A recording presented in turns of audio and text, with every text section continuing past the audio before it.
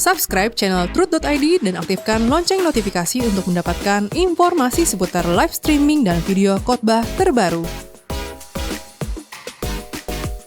Posisi tombol subscribe berada di kanan atas channel kami dan jangan lupa nyalakan loncengnya.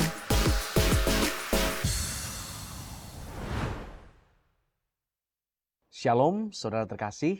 Kembali kita jumpa dalam program Wanita Surgawi.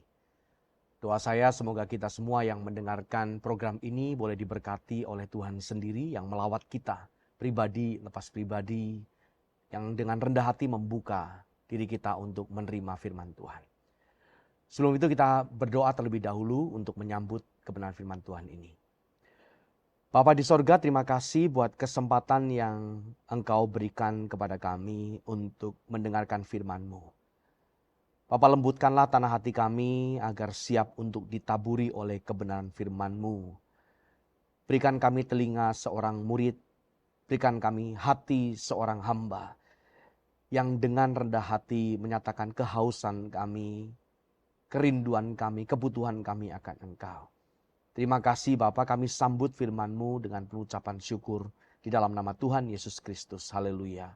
Amin. Saudaraku yang terkasih, khususnya kepada ibu-ibu, para wanita sorgawi yang diberkati oleh Tuhan. Tentu kita semua ketahui bahwa tidak ada yang gratis dalam hidup ini. Ada istilah yang mengatakan bahwa tidak ada makan siang gratis. Semua ada harganya. Demikian pula dengan kehidupan kita, entah itu berupa perbuatan baik yang akan menerima pahala, maupun perbuatan buruk yang akan mendapatkan ganjarannya berupa hukuman. Semua itu ada harganya. Perbuatan yang baik maupun perbuatan yang kurang atau bahkan perbuatan yang tidak baik, semua ada konsekuensinya.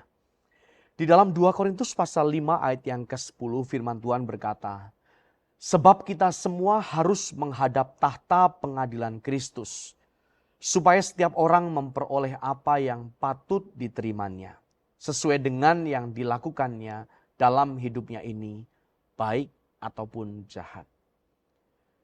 Bukan hanya perbuatan baik yang akan menerima hadiah, menerima imbalan dari Tuhan, tetapi juga perbuatan-perbuatan yang jahat, perbuatan yang seharusnya tidak dilakukan, itu pun akan menerima ganjarannya, ada perhitungannya.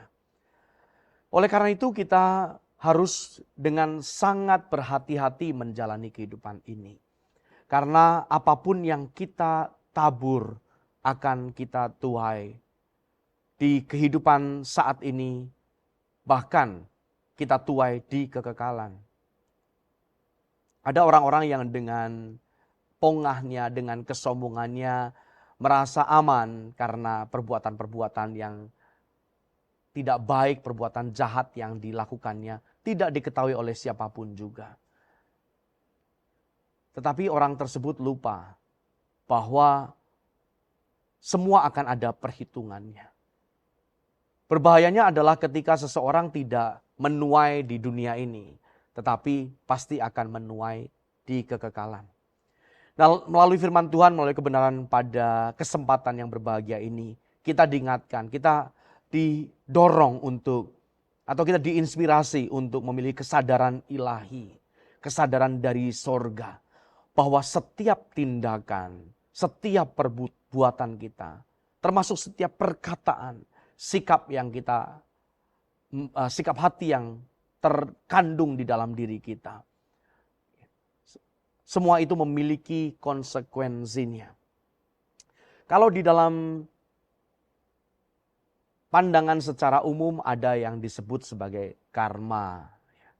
Ada karma, ada hukum karma. Apa yang dilakukan itu akan dituai. Mirip seperti hukum karma. Hanya perbedaannya adalah bahwa prinsip tabur tuai ini yang memang berlaku secara universal, tetapi secara khusus di dalam konteks kekristenan, ketika firman Tuhan berkata tentang apa yang engkau tabur itu yang akan engkau tuai. disertai dengan sebuah peringatan keras, jangan sesat. Jangan sesat. Apa yang kamu tabur itu akan kamu tuai. Karena setiap tindakan baik ataupun jahat memiliki akibat. Dan tidak ada yang luput dari hukum kehidupan ini. Mengapa dikatakan jangan sesat? Karena tidak sedikit orang yang merasa bahwa dirinya bisa luput dari hukuman, dari konsekuensi. Seakan-akan Tuhan tutup mata atau Tuhan tidak melihat. Jangan sampai hati kita merasa tertipu. Seakan-akan kita bisa menyembunyikan apapun dari Tuhan. Tidak ada satupun sekecil apapun dapat kita sembunyikan di hadapan Tuhan yang maha tahu, Allah yang maha kuasa. Nah, oleh sebab itu firman Tuhan tadi dengan tegas berkata, sebab kita semua harus menghadap tahta pengadilan Kristus. Kita semua ini menunjukkan bahwa tidak ada pengecualian, tidak ada jalur khusus, tidak ada suap menyuap yang bisa menghindarkan seseorang dari tahta pengadilan Allah yang begitu adil. Nah, saudaraku yang dikasihi oleh Tuhan, secara khusus wanita surgawi, ibu-ibu yang diberkati oleh Tuhan. Kita bisa melihat di dalam Alkitab, ya, ada orang-orang, ya, tokoh-tokoh Alkitab yang menabur kebaikan. Tidak serta-merta atau tidak secara otomatis seketika itu juga menuai hasil yang baik. Sebutlah tokoh yang bernama Yusuf. Ya. Dia menabur hal yang baik. Dia menolak godaan dari istri Potifar, istri majikannya. Ketika dia dipercaya oleh Tuan Potifar mengelola rumah tangga dari majikannya ini. Tentu istrinya adalah di luar dari hal-hal yang dikelola oleh Yusuf. Tentu istrinya adalah keluar atau masuk dalam pengecualian dari hal-hal yang harus dikelola oleh Yusuf. Tetapi berjalannya waktu, istri dari Potifar ini, ya, kisah yang tentu tidak lagi asing bagi kita, ya, terpikat hatinya terhadap keelokan dari paras rupa Yusuf ini. Dia menggoda Yusuf, tetapi hari demi hari Yusuf dengan integritas yang tinggi menolak godaan tersebut. Tidak serta-merta atau tidak secara otomatis seketika itu juga Yusuf menuai hal yang baik. Justru dia mengalami hal-hal yang tidak mengenakan. Dia dimasukkan ke dalam penjara. Ya. Dia tidak mendapatkan pahala seketika itu juga. Tetapi di kemudian hari, ya, beberapa waktu kemudian, ya, bertahun-tahun kemudian, seperti yang sudah kita ketahui bahwa dia menuai kemuliaan sebagai penguasa Mesir, sebagai orang yang paling berpengaruh nomor 2 setelah Firaun. Bahkan firman Tuhan luar biasa mencatat di dalam kitab Kejadian bahwa aku Firaun, demikian kata Raja Mesir tersebut. Aku Firaun. Tetapi tanpa sepengetahuan Yusuf tidak boleh ada satupun orang bergerak, ya, di tanah Mesir ini. Artinya semua harus di bawah kontrol, di bawah kendali dari Yusuf. Kemuliaan yang sangat luar biasa. Kemuliaan yang sangat membanggakan. Yang tentu juga diharapkan atau diinginkan oleh banyak orang. Memiliki kekuasaan dan kehormatan seperti itu. Banyak orang hanya mau melihat baiknya, mau melihat yang enaknya. Tetapi tidak lupa bahwa Yusuf menuai hal yang baik setelah dia menabur hal-hal baik beberapa waktu sebelumnya. Kalau mundur sedikit, ya, ketika orang-orang yang seharusnya menjagai dia, saudara-saudara, kakak-kakaknya, yang seharusnya melindungi Yusuf, justru sebaliknya mencelakai Yusuf, memasukkan ke dalam sumur kering, menjualnya kepada saudagar, ya, Ismail, lalu kemudian dijual sebagai budak di tanah Mesir. Yusuf tidak membalasnya dengan taburan yang buruk. Dia tidak mempersalahkan keadaan, apalagi tidak menyalahkan Tuhan. Dia ikuti prosesnya.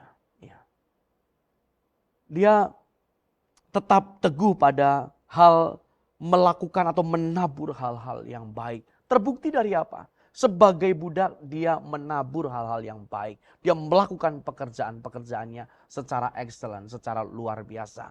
Sampai dia dipercayai, kepercayaannya semakin meningkat. Kepercayaan dari majikannya semakin tinggi, semakin bisa diandalkan. Sampai diserahkanlah seluruh urusan rumah tangga kepada Yusuf ini. Proses yang dijalani, taburan yang dijalani inilah yang kemudian waktu mengakibatkan Yusuf bisa menuai kemuliaan sebagai penguasa di Mesir. Nah, di sisi yang lain kita melihat contoh kalau dalam Perjanjian Lama juga ada Daud. Raja Daud ini adalah salah satu kekasih Allah, tetapi dia pernah jatuh dalam sebuah kejahatan yang mengerikan. Dosa yang dilakukannya karena dikuasai oleh hawa nafsu, dia mengambil istri orang lain yang bernama Batsheba, istri dari Uria orang Het itu. Anak buah dari Daud sendiri. Istrinya diambil, taburan yang tidak baik, taburan yang jahat. Akhirnya menuai penderitaan dalam keluarganya. Termasuk juga pemberontakan dari Absalom, anak kandungnya sendiri. Nah, jadi hukum tabur tuai ini berlaku secara universal. Dan di sepanjang Alkitab kita juga dapat menemukan beberapa contoh untuk kita bisa petik sebagai pelajaran. Di Perjanjian Baru kita ambil contoh Yudas yang mengkhianati gurunya, mengkhianati Yesus. Lalu dia harus menuai kematian yang tragis. Nah, apa pelajaran yang bisa kita petik dari hal ini? Saudaraku yang terkasih.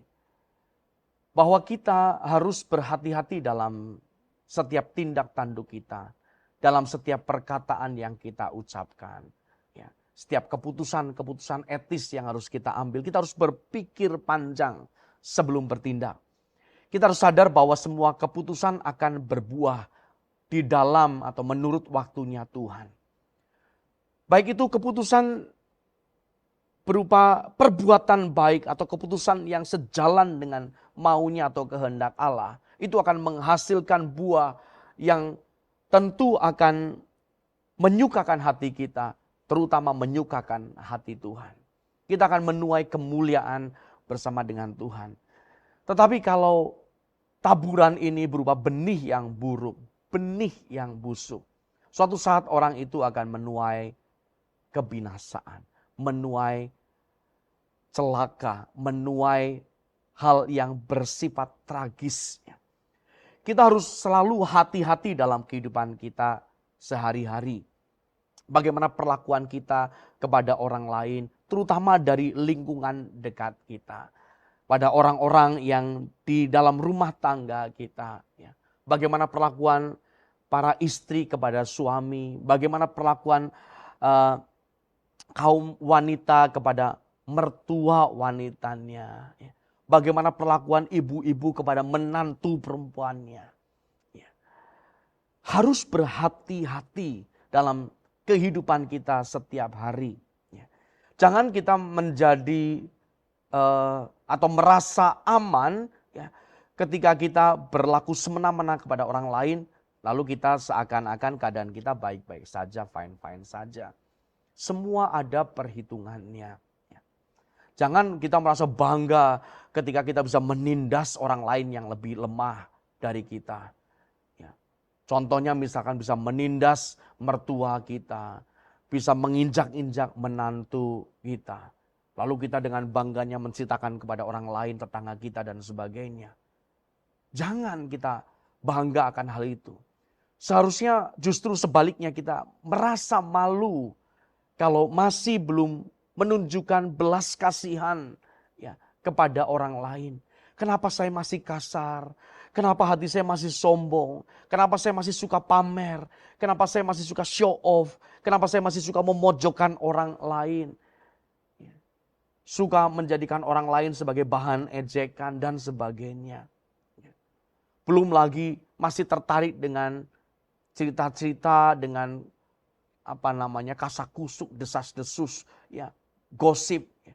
Bisa merusak reputasi orang lain lewat cerita-cerita yang crispy, cerita-cerita yang renyah, ya. Semakin renyah semakin menarik, gitu ya. Ya, dulu kan ada kepanjangannya, ya, gosip semakin digosok semakin sip, semakin ditambah bumbu-bumbu semakin menarik, ya. Semakin banyak orang yang menyimak dan memperhatikan. Kita bisa lupa bahwa gosip yang kita ceritakan itu bisa merusak reputasi orang lain. Orang lain yang kita gosipin tersebut bisa dimusuhi oleh orang lain. Bisa dibenci oleh orang banyak. Janganlah kita melakukan hal-hal semacam itu.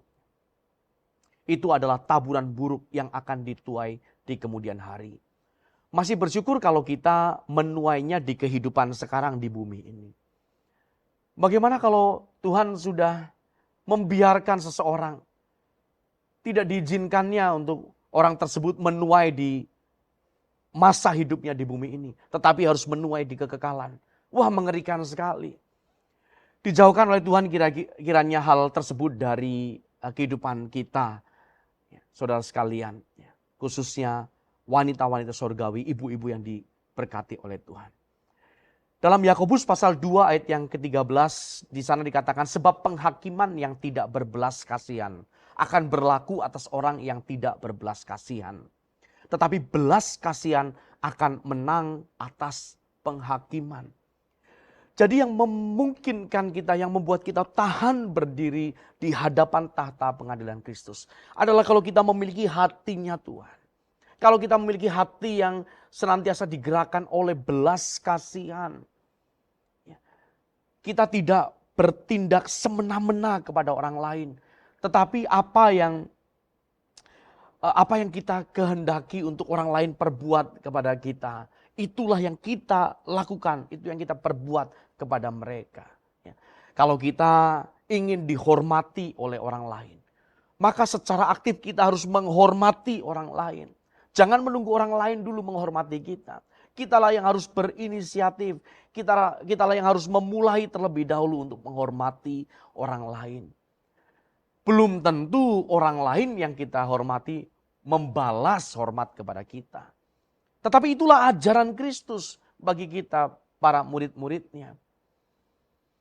Kalau di filosofi atau filsafat di luar sana ada yang mirip dengan golden rule dari atau ajaran emas dari Tuhan Yesus. Ajaran dari di luar sana berbunyi demikian. Apa yang tidak ingin orang lain lakukan kepadamu, ya, jangan lakukan itu kepada mereka. Apa yang kau tidak inginkan orang lain perbuat kepadamu, kalau engkau tidak ingin dibenci, jangan membenci orang lain. Kalau engkau tidak ingin dilukai oleh orang lain, jangan melukai orang lain. Kelihatannya mirip, tetapi perbedaannya cukup mendasar. Ya, filsafat di luar sana bersifat pasif. Ya, bersifat pasif.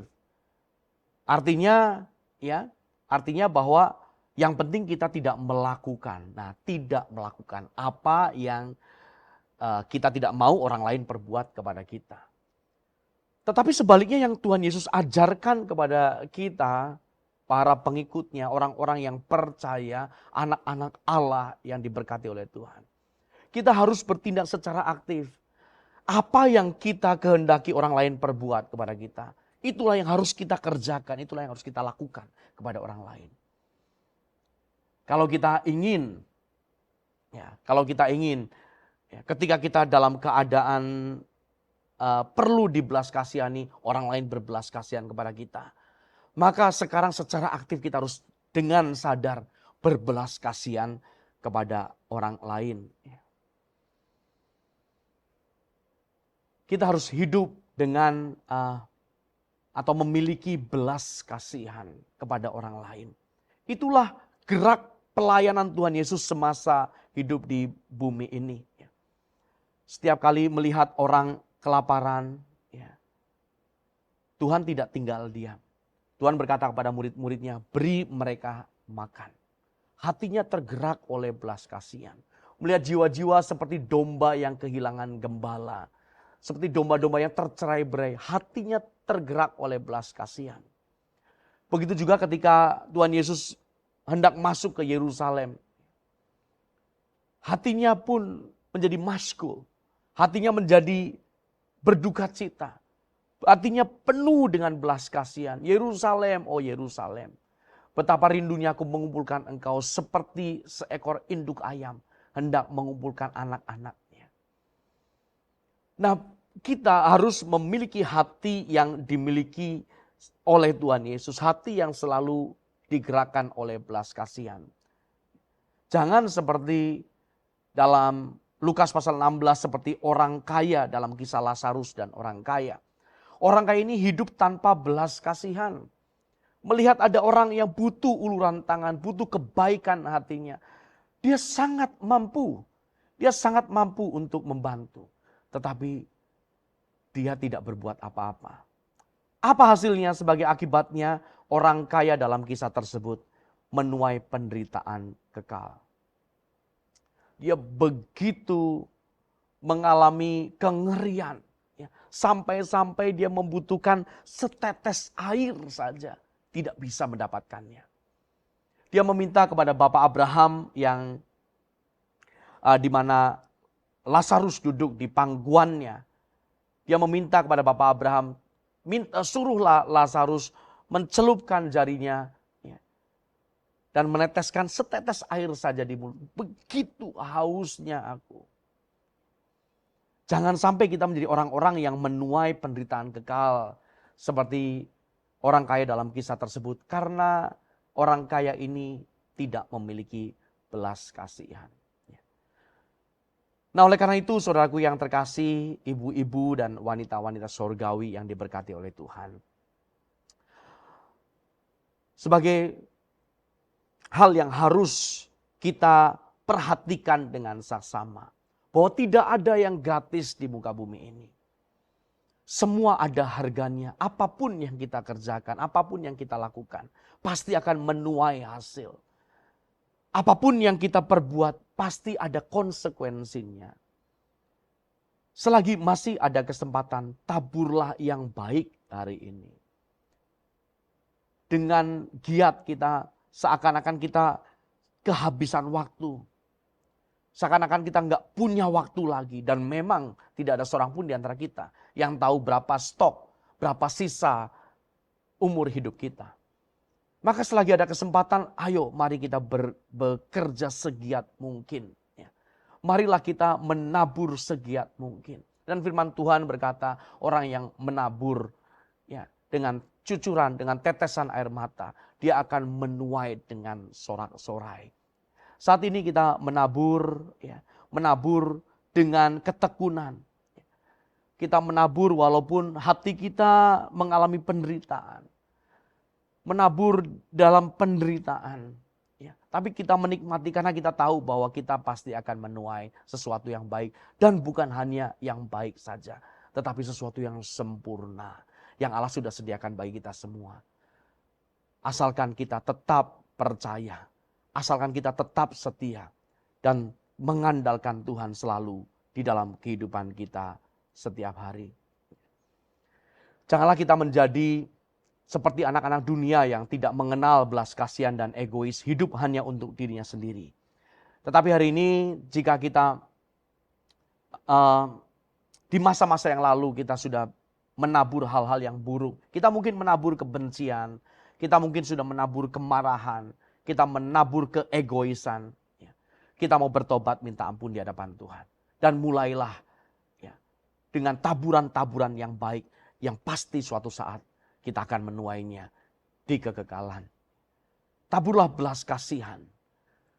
Menaburlah benih yang baik. Taburlah pengertian di dalam Tuhan. Taburlah cinta kasih. Nah, seperti yang dimiliki oleh Tuhan Yesus kepada semua orang. Yang untuk itu dia rela mengorbankan nyawanya demi keselamatan kita semua. Jadi saudaraku yang terkasih, kita mau menyimpan kebenaran firman Tuhan ini. Simpan baik-baik dalam hati kita. Dan minta Tuhan untuk memberi kita kekuatan, kemampuan menjadi pelaku-pelaku dari firman Tuhan. Amin. Mari kita berdoa. Bapa di surga, terima kasih buat kebenaran firman-Mu yang sudah kami dengarkan pada kesempatan ini. Firman-Mu mengingatkan kepada kami bahwa tidak ada yang gratis di muka bumi ini. Bahwa setiap taburan kami suatu saat pasti akan kami tuai. Jagai hidup kami dalam kebenaran-Mu. Jagai kami ya Bapa dalam kekudusan-Mu. Agar kami senantiasa menabur hal-hal yang baik. Supaya kami menuai kemuliaan di dalam kerajaan-Mu yang kekal selama-lamanya. Terima kasih Bapa di sorga. Hamba-Mu berhenti berbicara. Roh Kudus yang akan terus mengerjakan benih firman-Mu dalam hidup kami masing-masing.